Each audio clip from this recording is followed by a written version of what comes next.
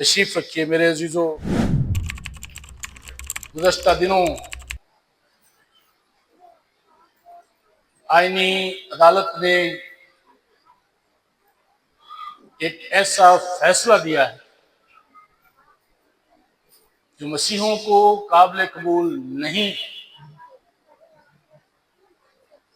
मुख्तलिफ फोरम्स पर इसका इजहार किया जा रहा है और आप जानते हैं कि जब मजहबी खाने की बात हुई,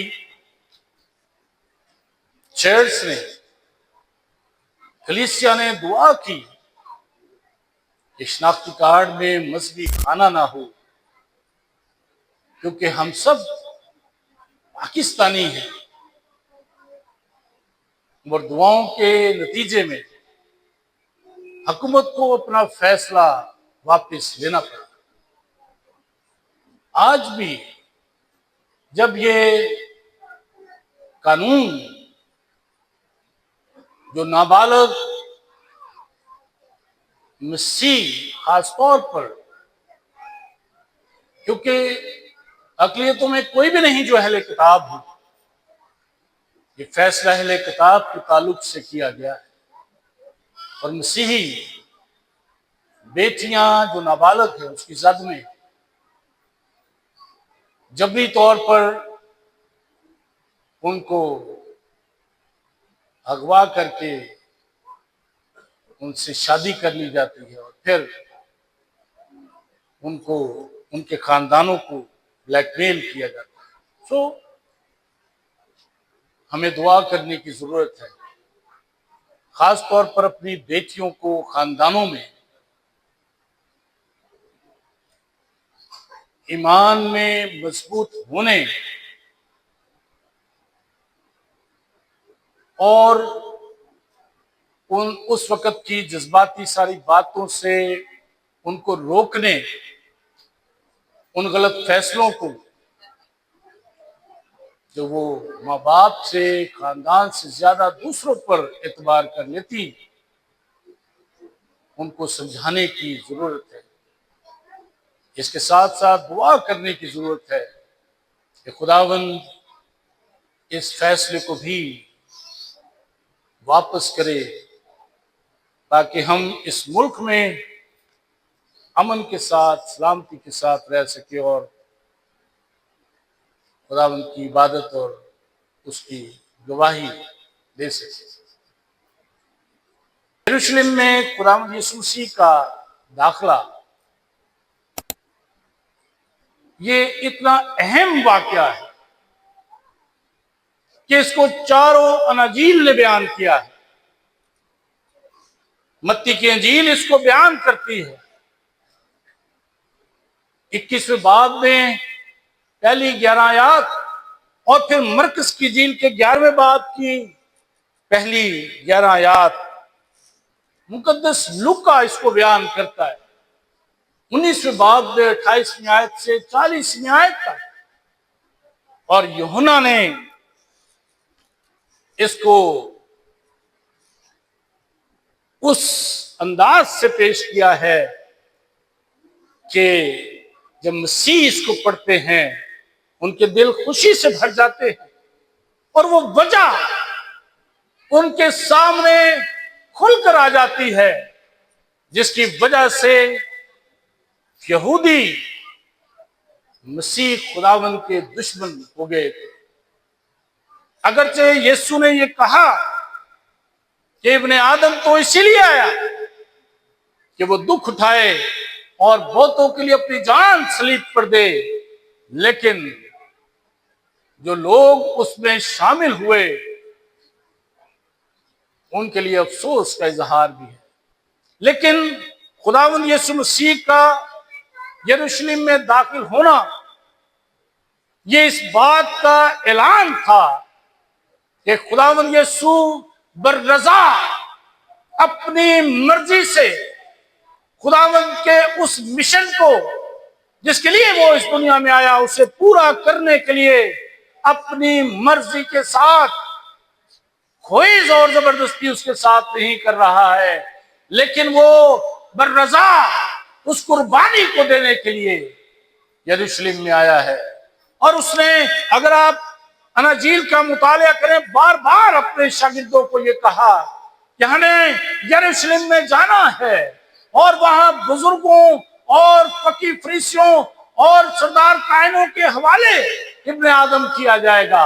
वो उसे हलाक करेंगे, वो उसे कत्ल करेंगे और वो तीसरे दिन जी उठेगा। यीशु मसीह अपने शागिर्दों को सारी पेशन गोइयां जो पुराने अहदनामे में थी, उनको वो याद दहानी के तौर पर वो उनको बताता रहा, लेकिन उस वक्त तक वो समझने से कासिर थे। आज भी बहुत से लोग इस दुनिया में हैं जो उस सच्चाई को मानने से कासिर हैं कि ये कैसे हो सकता है कि यीशु मसीह की कुर्बानी बनीनो इंसान को उनके गुनाहों से निजात दे सकती है। उस वक्त भी यहूदी यही सोचते रहे और खुदावंद यीशु मसीह इस सलामती के शहर में, जिसका नाम यरूशलेम है, सलामती का शहर, लेकिन यरूशलेम के बारे में यह भी किताब मुकद्दस हमें सिखाती है कि इसने नबियों को कत्ल किया है। कोई नबी यरूशलेम से बाहर कत्ल नहीं हुए, लेकिन ज्यादातर यरूशलेम में कत्ल हुए हैं। और यीशु मसीह भी उस रवायत को पूरा करने के लिए यरूशलेम में निजात के मंसूबे की तकमील के लिए आ गया है। सलामती का ये शहर जो गैर अक़वाम के लिए बड़ी तवज्जो का मरकज था, क्योंकि हैकल यहां पर मौजूद थी और न सिर्फ यहूदी ही बल्कि गैर कौमें भी हैकल में आया करती थी।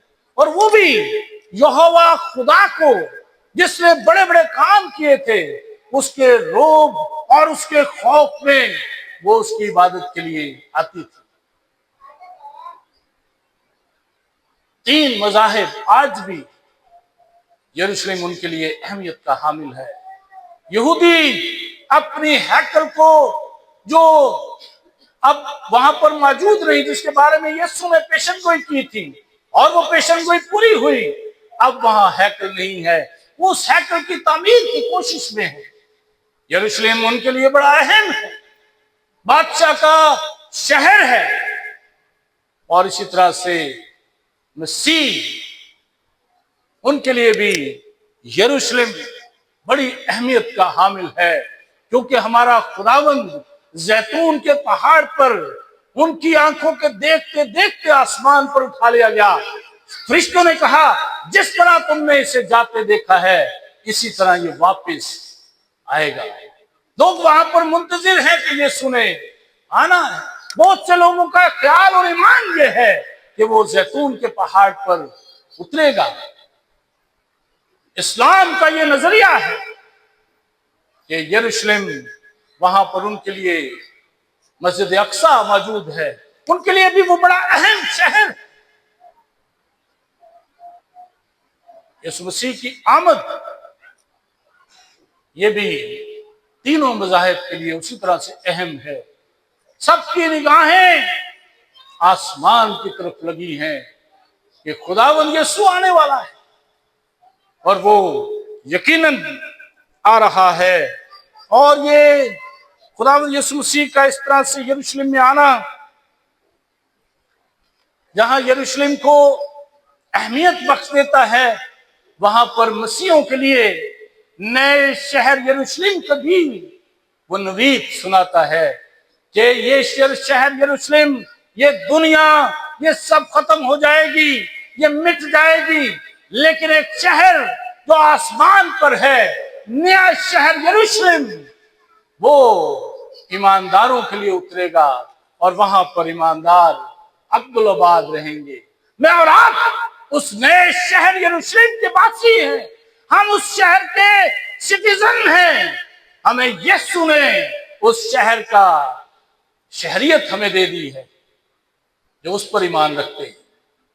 जो उसको नहीं मानते हैं वो अभी तक दूसरे ख्यालात में मुब्तला है। यूहन्ना का ये हवाला हमें बताता है कि ये 6 दिन पहले का वाक्य है। ईद फसह से 6 दिन पहले यीशु यरूशलेम शहर में है और वहां पर लाजर के यहाँ एक दावत की गई है, क्योंकि लाजर को यीशु ने जिंदा कर दिया था और वो लोग लाजर को देखने के मुश्ताक थे। कौन है जिसको मुर्दों में से और चौथे दिन जिंदा किया है? क्योंकि 3 दिन तक हमारा ईमान ये है कि रूह वापस आ सकती है। ये कौन है? ये कौन है जिसको चौथे दिन जिंदा किया गया और वो उसकी शोहरत फैली हुई है? वो अपनी आंखों से उसे देखने के मुश्ताक यरूशलेम में आए हैं। और यरूशलेम में उन दिनों में वैसे भी बड़ी भीड़ हुआ करती थी, क्योंकि ईद फसह मनाई जाती थी। सारी दुनिया से लोग वहां पर आते थे, लेकिन अब ये भीड़ मामूल से ज्यादा है, इसलिए हजूम ज्यादा है। ये मजमा पहले से कई ज्यादा इसलिए है कि वो लाजर को भी देखना चाहते हैं। और लाजर का जी उठना उनके लिए, उनके ईमान पर एक ऐसी जरब थी कि वो डरे हुए थे कि ये यीशु हमारे बहुत से यहूदियों को अपनी तरफ माइल कर चुका है।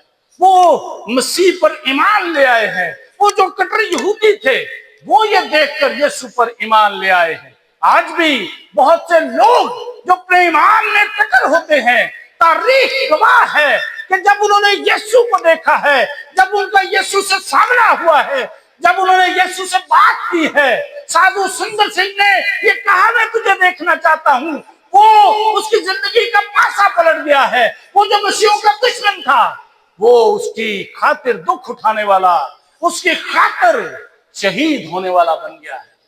साधु सुंदर सिंह ने इस चर्च की बुनियाद रखी है। वो अमीर आदमी था, मालदार था, सब कुछ यीशु की खातिर छोड़कर उसने वो चोगा पहन लिया और नंगे पांव वो यीशु की मुनादी किया करता है। जब यीशु से सामना हो जाए, यीशु के काम देख लिए जाएं, तो उस पर ईमान इस कदर बढ़ जाता है, वो अपना ईमान और अकीदा छोड़कर यीशु के, हमारे बरसीर पाक व हिंद में ऐसी बहुत सी मिसालें मौजूद हैं कि वो लोग जो मौलवी थे वो पादरी बन गए। बहुत से नाम आपको भी पता है। मौलवी अब्दुल हक, डॉक्टर अब्दुल हक, पादरी अब्दुल हक बनकर वो मुनादी करता रहा है, वो दफा करता रहा है और साउल की तरह वो यीशु की मुनादी करता रहा है। यीशु को जब कोई देख लेता है, जब उसके कलाम को वो पढ़ लेता है, एक एक आयत उनकी जिंदगी में हम काम करती है। बहुत से लोग इस बात पर यीशु के पास आ गए, कोई नहीं ये कहता आए मेहनत उठाने वालों, बोझ से दबे लोग मेरे पास आओ, मैं तुम्हें आराम दूंगा। कोई नबी, कोई रसूल, कोई ये दावा नहीं कर सका और यीशु ने कहा है मेरे पास आओ। जो आ गए हैं उनको इत्मीनान मिल गया है, उनको अमन और सलामती मिल गई है। बहुत से लोग यीशु पे ईमान ले आए और ये यहूदी ये डरते हैं। उन्होंने अपने डर का इजहार भी किया है। तुमसे कुछ बन नहीं पड़ता, सर जोड़ कर बैठे हैं, इसको हलाक कर दें, इसको कत्ल कर दें, इसको पकड़वा दें। पर वो सोचते हैं कि ये कुछ करने के बाद ये काम खत्म हो जाएगा, ये रुक जाएगा। करोड़ों मसीह शहीद इस बात की गवाही देते हैं कि जहां खून का एक कतरा मसीहों का गिरा है, वहां से कलीसिया बरामद हुई है और पूरी दुनिया में आज कलीसियाएं शहीदों के खून की वजह से कायम हुई हैं। इसलिए वो सोचते हैं कि यीशु को रास्ते से हटा देंगे, काम खत्म हो जाएगा। मेरे अजीजों, यीशु को वो जो कुछ करना चाहते थे उन्होंने किया उसके साथ, लेकिन यरूशलेम से ये 12 शागिर्द जो 11 रह गए, वो यीशु की गवाही लेकर निकले हैं और यरूशलेम से शुरू होकर दुनिया के आखिर तक, समुद्रों के पार तक, रोम तक ये खुशखबरी पहुंची है और लोग यीशु पर ईमान ले आए। यीशु को कत्ल कर देने से उसकी गवाही खत्म नहीं होती। 6 दिन पहले यीशु वहां पर मौजूद है ईद फसह से, और फसह पर ये बर्रा कुर्बान होने के लिए अपनी मर्जी से वहां पर आया है ताकि उसे बनी नौ इंसान के गुनाहों के लिए कुर्बान कर दिया जाए। पहला दिन जो सबत के बाद का पहला दिन होता था, यानी इतवार का दिन जो आज है, ये उन यहूदियों के लिए भी बड़ा अहम दिन था। वो इसे योम तोफ कहते थे, यानी गुड डे, अच्छा दिन कहते थे। पहला दिन है और इसे वो अच्छा दिन, और वो इस पर शहर में जमा है। यीशु भी उनके साथ मौजूद है और लाजर का जिंदा होना एक बड़ा वाकया है। लोग उसे देखने आए हैं। जटामासी का इतर मरियम मगदलीनी ने लगाया है, यह भी एक बड़ा वाकया है। यीशु ने कहा कि जहां जहां खुशखबरी की मुनादी की जाएगी, इसने जो किया उसका जिक्र भी किया जाएगा। इसलिए कलीसियाएं इस वाक्य का जिक्र भी करती हैं, क्योंकि उसने वो कीमती इतरदान यीशु के कदमों में तोड़ दिया है। उसने कोई बचा कर नहीं रखा, बड़ा कीमती इतर था। इसके बारे में आप तहकीक कर सकते हैं। कश्मीर से यह इतर बहुत कीमती होकर वहां जाता था। उसने यीशु से ज्यादा कीमती किसी चीज को नहीं समझा। और आज हम यीशु को क्या देते हैं? उसने वो कीमती इतरदान यीशु के कदमों पर तोड़ दिया है और वो इतर उसके पांव पर लगाया है और अपने बालों से उसके पांव को खुश किया है। अकीदत, मोहब्बत, इससे बढ़कर कौन दिखा सकता है? हम जो यीशु से मोहब्बत के दावेदार हैं, हम खाली मोहब्बत उसे दिखाते हैं। उसने कोई परवाह नहीं की है। वहां पर लोग मौजूद हैं, लोग क्या कहेंगे?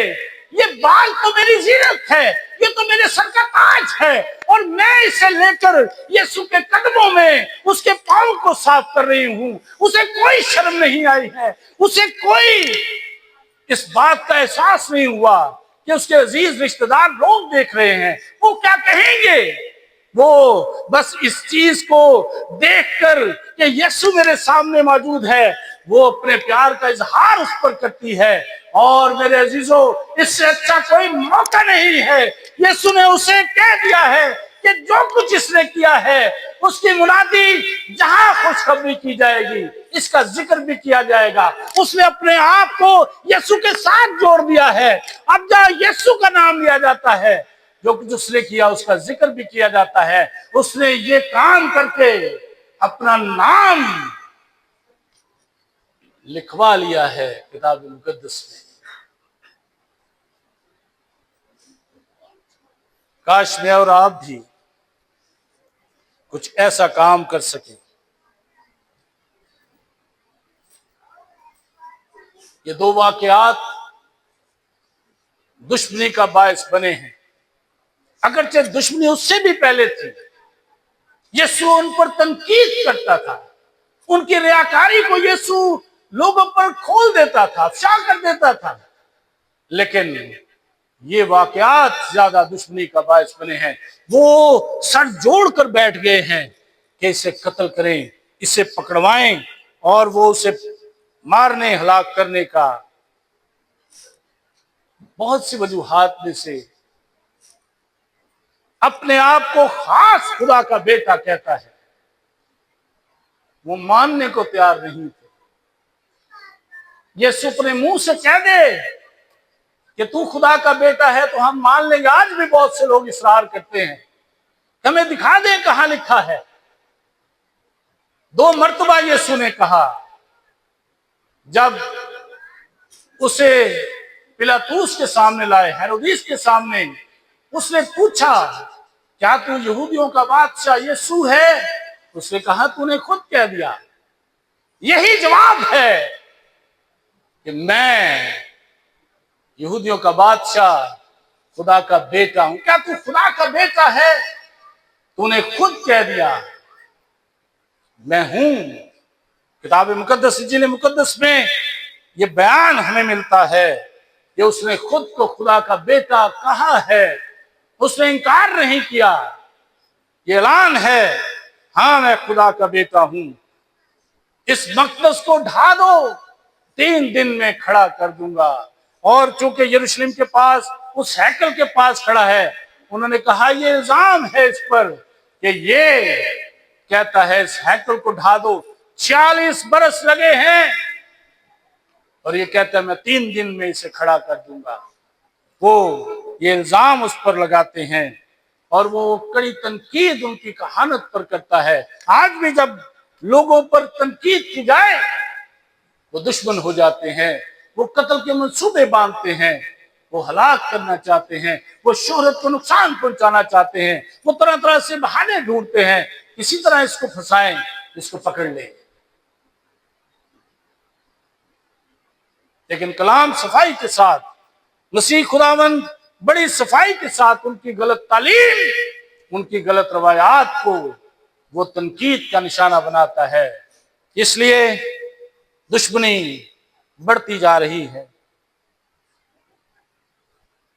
वो रोकते हैं, जो भीड़ पीछे चली आती है, नारे लगा रही है, वो कहते हैं इनको रोको।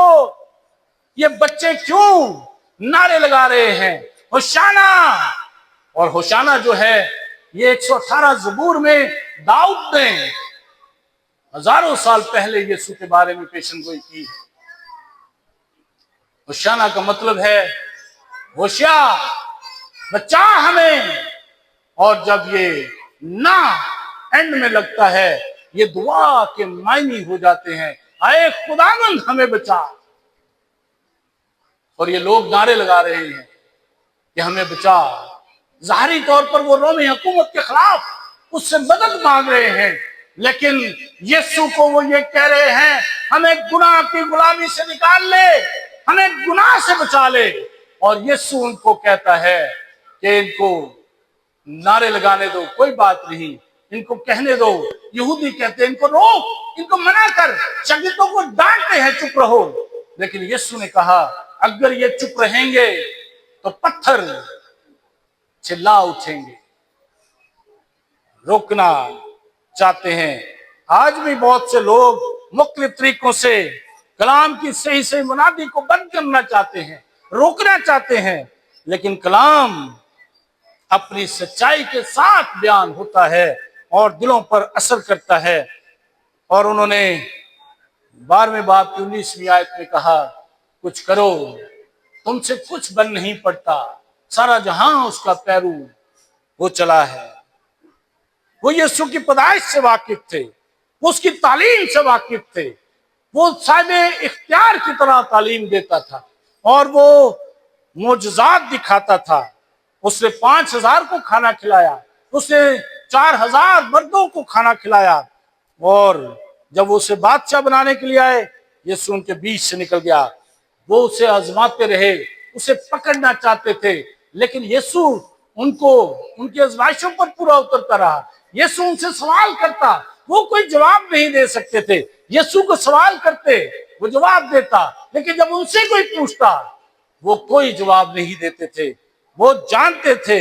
यीशु ने कहा कौन मुझ में गुनाह साबित कर सकता है, लेकिन वो उस पर कोई गुनाह साबित नहीं कर सके। और लाजर के वाक़े के बाद अब वो ज्यादा दुश्मनी पर उतर आए हैं। और मेरे अजीजों, खुदावंद यीशु मसीह का गधी के बच्चे पर सवार होकर आना, ईसाया नबी की पेशन गोई, लादू के बच्चे पर वो आता है, और जकरिया की पेशन गोई खास तौर पर कि देख सयून की बेटी, देख तेरा बादशाह हलीम है, फरोतन है। ये हलीमी और फरोतनी का एक सिंबल बनकर यीशु उस गधे पर सवार होकर आया है। लोग कहते हैं कि यीशु गधे पर सवार होकर क्यों आया, उसे तो घोड़े पर, रथों पर सवार होकर आना चाहिए था। लेकिन आपने फिलिपियों का हवाला सुन लिया है। फिलिपियों के खत में मुकद्दस पौलुस रसूल ने इस राज को खोल दिया है कि अगरचे वो अंधे के खुदा की सूरत पर था, उसने उसको अपने कब्जा में रखने की चीज ना जाना, बल्कि अपने आप को खाली कर दिया। यहां तक फरमाबरदार ये मौत, बल्कि सलीबी मौत गवारा की है। उसने अपने आप को खाली कर दिया है। हलीम और फरोतन बनकर मुझे और आपको वो ये दर्श देता है कि हमें भी जितनी मर्जी हमारे पास इख्तियार हो, जितना मर्जी हमारे पास रुपया पैसा हो, रुतबा हो, हमें हलीमी और फरोतनी यीशु से सीखकर इस जिंदगी में अपनानी है। हलीमी और फरोतनी का दर्श देता हुआ वो गधे पर सवार, और दूसरी पेशन गोइयों की तरह ये पेशन गोई भी यीशु में पूरी हुई है। देख तेरा बादशाह, और वो गधे पर सवार होकर आया है। दुनिया, यरूशलेम के लोग उसके इस्तकबाल को निकले हैं। खजूर की डालियां लेकर वो आए हैं। आज ये खजूर की डालियां इस बात की अलामत है उस वक्त भी कि ये फतहमंदी का निशान है। बादशाह जब फतह करके आता है, खजूर की डालियां, और ये अमन का निशान है। यीशु अमन और फतह के साथ दाखिल हुआ है। ये अलामती तौर पर डालियां, और आज भी, और लोगों ने अपने कपड़े भी उसके रास्ते में बिछाए हैं। आज जब हम किसी को ज्यादा इज्जत देना चाहते हैं, आप जानते हैं, रेड कारपेट उसके लिए बिछाया जाता है। उस वक्त गोया यही रेड कारपेट था जो यीशु के लिए बिछाया गया है। यरूशलेम में यीशु जब दाखिल हुआ, उसको इस्तकबाल करके लाया गया है।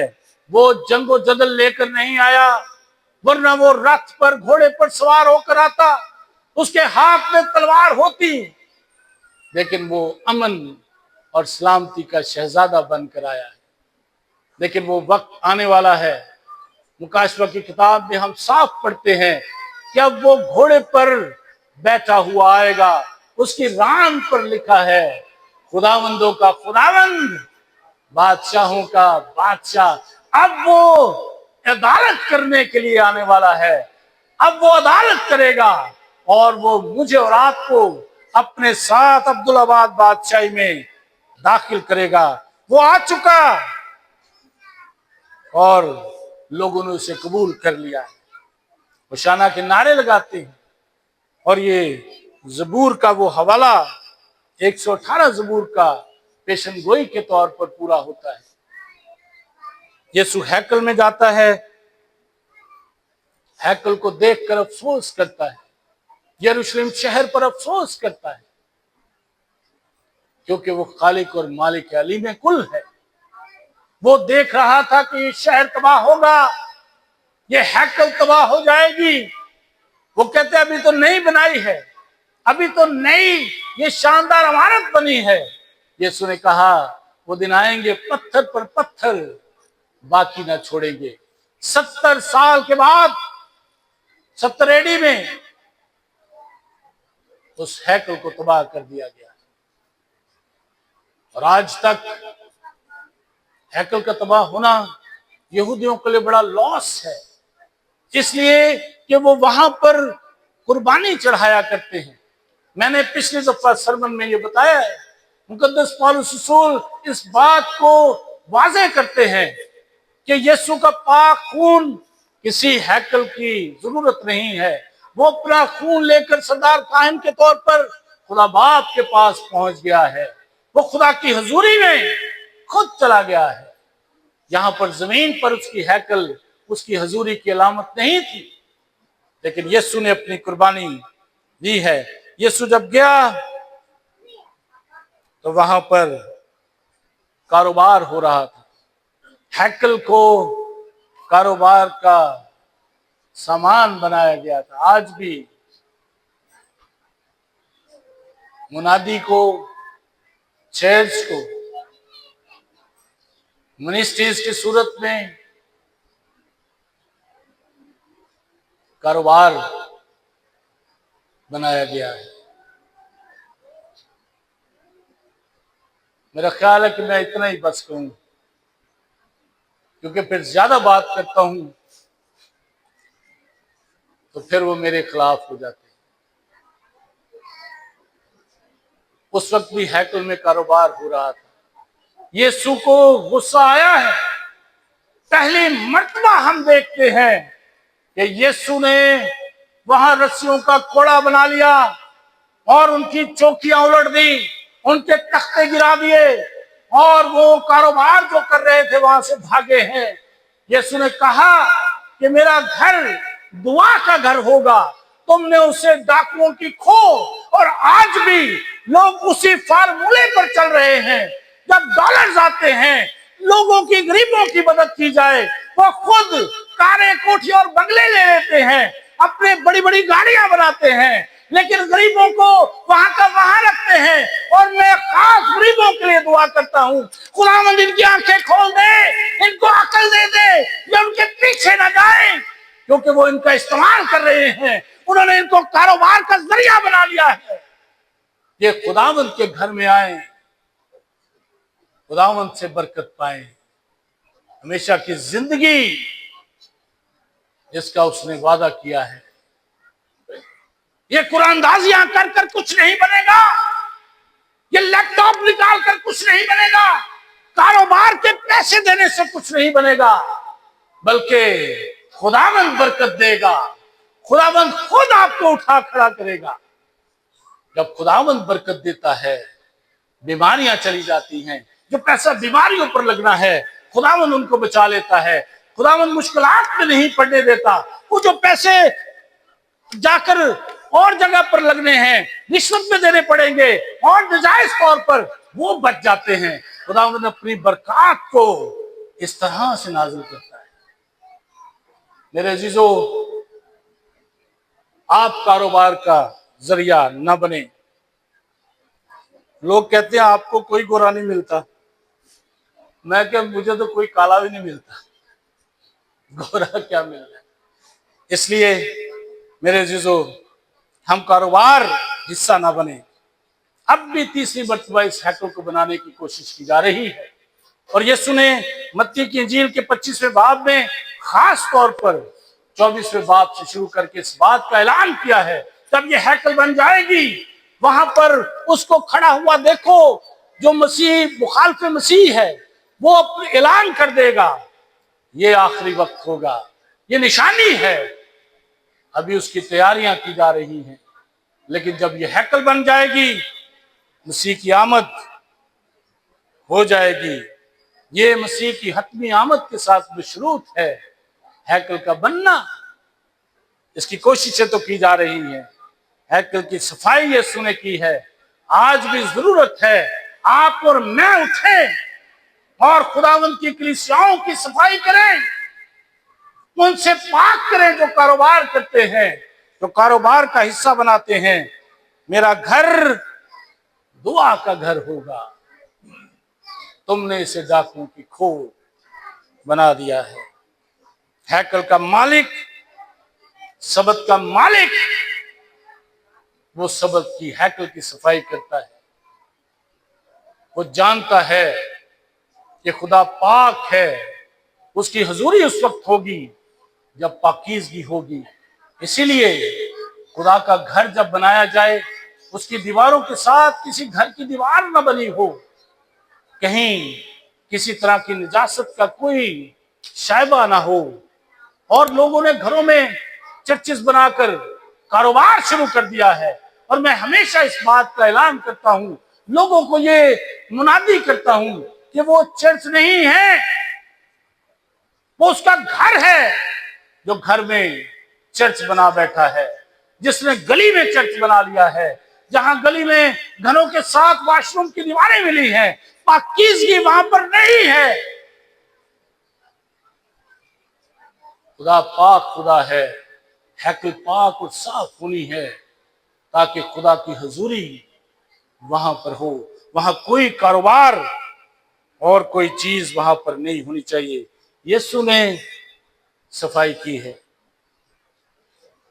अलामती तौर पर दिल को हैकल कहा जाता है, इसकी सफाई की भी जरूरत है। मुझे और आपको आज यीशु के पास आने की जरूरत है। यीशु इस दिल की हैकल में आ जा, इसकी सफाई कर दे। जो इसमें लालच, गरूर, घमंड, तकब्बुर, अदावत, रंजिश, दुश्मनी, हसद और बहुत सी चीजें इसमें भरी हैं, खुदावंद इनको निकाल कर साफ कर दे। मेरी दुआ है कि जब आप ये दुआ करें, खुदावंद आपके दिलों को पाक और साफ करे। आइए हम चंद लम्हों अपनी आंखें बंद करें। खुदावंद यीशु यहाँ पर मौजूद है, बड़े प्यार से वो दिल को साफ करने के लिए मौजूद है। अपने होंठों को खोले, उससे कहें यीशु आ मेरे दिल में, तो इसका मालिक बन जा, तो इसका बादशाह बन जा। मेरे दिल में तू रह।